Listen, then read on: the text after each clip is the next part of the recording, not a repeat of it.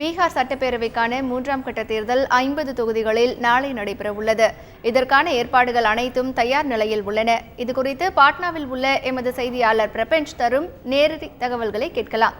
பிரபஞ்ச, சொல்லுங்க, நாளை 3ஆம் கட்ட தேர்தல் எந்தெந்த தொகுதிகளில் நடைபெறுகிறது, அதற்காக என்ன மாதிரியான ஏற்பாடுகள் எல்லாம் செய்யப்பட்டிருக்கு? பிரபஞ்ச,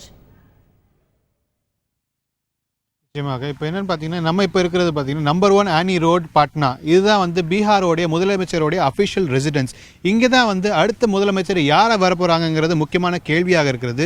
பீகார் சட்டமன்ற தேர்தல் விறுவிறுப்பாக நடக்கக்கூடிய இந்த சூழலில் வந்து 3வது கட்டமான நாளைக்கு வாக்குப்பதிவு நடக்க இருக்கிறது.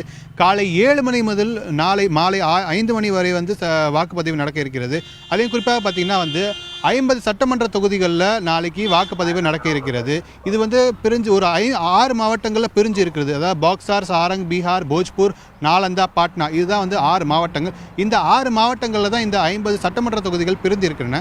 இங்கே பார்த்தீங்கன்னா வந்து காலை 7 முதல் மாலை 5 மணி வரை வாக்குப்பதிவு இருக்கிறது.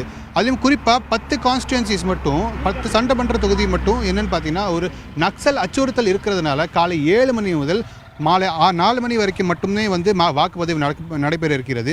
இதுலேயும் குறிப்பாக பார்த்தீங்கன்னா வந்து 78 லட்சம் ஆண்களும் 66 லட்சம் பெண்களும் வந்து வாக்குப்பதிவு செய்ய இருக்கிறார்கள். இதுக்காக வந்து 14,170 போலிங் ஸ்டேஷன்ஸ் வந்து அமைக்கப்பட்டிருக்கிறது.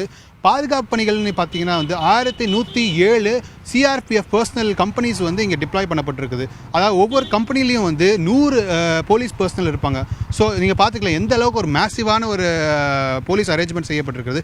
இதையும் தாண்டி வந்து பார்த்தீங்கன்னா 3,228 மைக்ரோ அப்சர்வர்ஸ், 1,170 போலிங் அப்சர்வர்ஸ் போல் இந்த மாதிரி வந்து இந்த பணிகளுக்காக வந்து அமைக்கப்பட்டிருக்காங்க. அதையும் தாண்டி வந்து 5 மிலிட்ரி ஹெலிகாப்டர்ஸ், அப்புறம் ஆளில்லா விமானங்கள்லாம் வந்து இந்த பாதுகாப்பு பணிகளுக்காக போடப்பட்டிருக்கிறது.